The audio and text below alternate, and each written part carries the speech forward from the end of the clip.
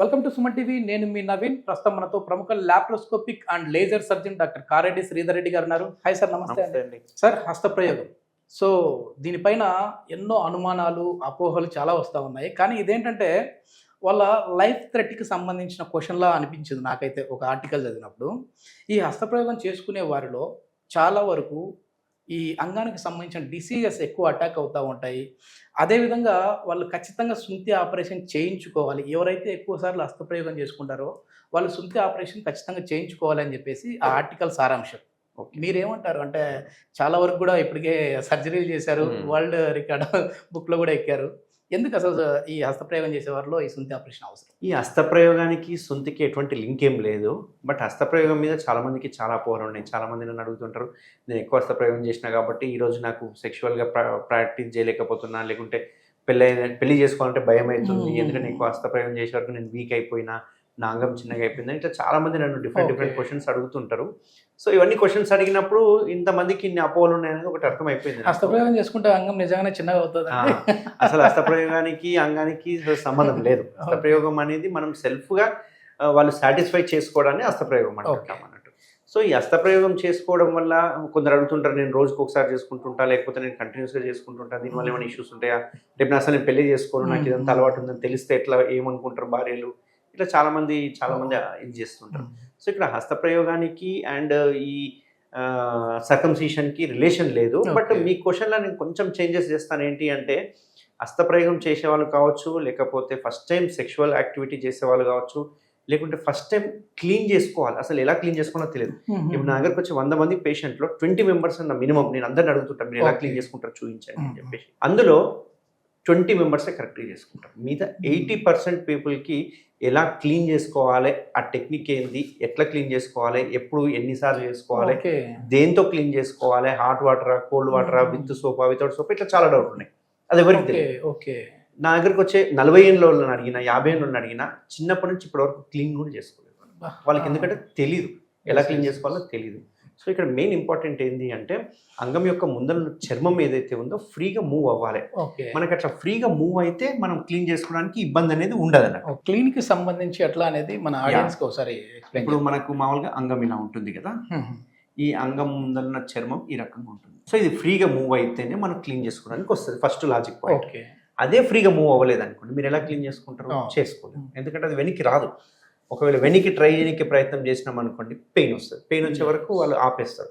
అది వెనక్కి అంటే ఏమైనా అవుతుందేమో, కట్ అవుతుందేమో, బ్లీడ్ అవుతుందేమో, అసలు వెనక్కి అనకూడదేమో అనేది చాలా మందికి డౌట్. సో ఇక్కడ మనకు స్కిన్ ఫ్రీగా మూవ్ అయితే చేసుకోవడానికి వస్తుంది. కొందరు ఏం చేస్తారంటే ఈ స్కిన్ని తెలిసో తెలియకను బలంతంగా వెనక్కి లాగుతారు, కొంచెం ఫోర్స్ఫుల్గా లాగుతారు. అట్లా ఫోర్స్ఫుల్గా లాగే వరకు ఏమవుతుందంటే ఈ చర్మం వెనక్కి అయితే బాగానే వస్తుంది, ఇక్కడ వరకు వస్తుంది. వచ్చిన తర్వాత ఇదంతా క్లీన్ చేసుకుంటారు, ఎందుకంటే ఇక్కడ అంతా స్మెగ్మా ఫామ్ అయి ఉంటుంది. మనకి స్మెగ్మా అనేది నథింగ్ బట్ చెమట లాగానే అక్కడ కూడా sweat glands, modified sweat glands అంటాము. అక్కడ ఒక తెల్ల జిగురు లాంటిది వస్తుంటుంది. ఆ జిగురిని మనం డైలీ క్లీన్ చేసుకోవాలి. అట్లా క్లీన్ చేసుకుంటేనే మనకి హెల్తీగా ఉంటుంది అన్నట్టు, మంచి ఇన్ఫెక్షన్స్ రాకుండా హెల్తీగా ఉంటుంది. సో అది మెథడ్.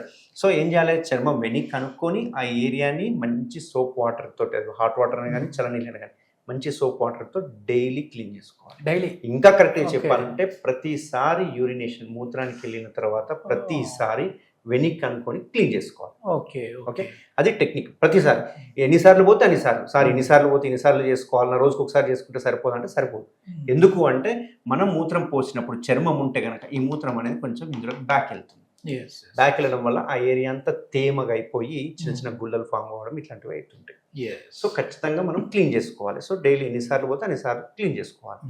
కొందరు ఏం చేస్తారంటే తెలియక టెక్నిక్ లేకుండా వెనక్కి బలవంతంగా లాగుతారు క్లీన్ చేసుకోవాలి. ఇప్పుడు నేను చెప్పినా అని చెప్పేసి రేపు చాలా మంది క్లీన్ చేయడానికి వెళ్తుంటారు, క్లీన్ చేసుకోవాలి ఇట్లా సార్ చెప్పిండు అని చెప్పి. వెనక్కి అనగానే మళ్ళీ చర్మాన్ని ముందరికి అనాలి.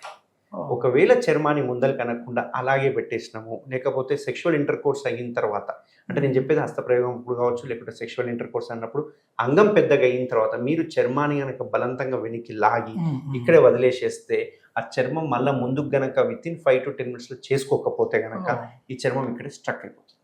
స్ట్రక్ అయిపోయి ఇదంతా వాపు వచ్చేసేస్తుంది, ఇదంతా నీళ్లు చేరిపోతుంది. ఎందుకంటే రిటర్న్ సప్లై వెళ్ళాలి కదా.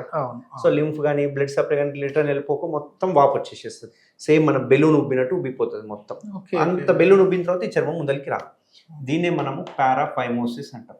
Okay okay. సో ఫైమోసిస్ అంటేనేమో చర్మం వెనక్కి రాదు, పారాఫైమోసిస్ అంటేనేమో వెనక్కి వచ్చిన చర్మం ముందరికి రాదు. సో దీన్ని పారాఫైమోసిస్ అంటే ఇది వెరీ ఎమర్జెన్సీ కండిషన్. మనం గనక దీన్ని అడ్రస్ చేయకుండా రోజులు కనుక గడిపేసినాము అంటే ఈ చర్మం ఇక్కడే గట్టిగా అయిపోయి ఇదంతా కూలిపోవడం స్టార్ట్ అయ్యింది. అప్పుడు అసలుకి మోసం వస్తుంది, అంగంకి ఇన్ఫెక్షన్ అవ్వడం, ఇవన్నీ ప్రాబ్లమ్ స్టార్ట్ అవుతాయి. సో ఈ పారాఫైమోసిస్ ఎవరిలో వస్తుంది అంటే ల్యాక్ ఆఫ్ నాలెడ్జ్. ఇది ఒకవేళ వాళ్ళకి చర్మం టైట్గా ఉండి బలవంతంగా అంగం పెద్దగా అయిన తర్వాత అంటే స్తంభించిన తర్వాత వెనక్కి లాగినా కానీ ఫస్ట్ టైం ఇంటర్ కోర్స్ చేసే వాళ్ళకి ఈ చర్మం వెనక్కి పోవాలనే ఐడియా ఉండదు. ఓకే. అట్లాంటి వాళ్ళు సడన్గా ఇంటర్ కోర్స్ చేశారనుకోండి, ఇంటర్ కోర్స్ చేసేటప్పుడు చర్మం వెనక్కి వచ్చేసేస్తుంది, ఆ తర్వాత వాళ్ళు అలాగే వదిలేసి. అండ్ మూడోసారి మనము ఎప్పుడన్నా ఫోలిస్ ట్యూబ్ అనేస్తుంటాం, మూత్రం పైప్ అనేస్తుంటాం. చాలా మంది మూత్రం పైప్ వేసేటప్పుడు వెనక్కి అనేసి మూత్రం పైప్ వేసేసి మళ్ళీ ముందరికి అన్నారు. అట్లాంటి సిచ్యువేషన్లలో చూస్తూ ఉంటాం అన్నట్టు. సో దీన్ని పారాఫైమోసిస్ అంటాం. సో ఈ రకంగా క్లీన్ చేసుకోవాలి. ఎప్పుడైనా కానీ గుర్తుపెట్టుకోవాల్సింది ఏంటంటే అంగం చిన్నగా ఉన్నప్పుడు, అంటే ఫ్లాసిడ్ స్టేజ్ అంటాం కదా, అంగం చిన్నగా ఉన్నప్పుడు చర్మం వెనక్కి పోతుంది ఈజీగానే. సో మంచిగా క్లీన్ చేసుకుంటాం. ఎప్పుడైతే అంగం పెద్దగా అయిందో అప్పుడు కూడా అంతే ఫ్రీగా వెనక్కి వెళ్ళాలి.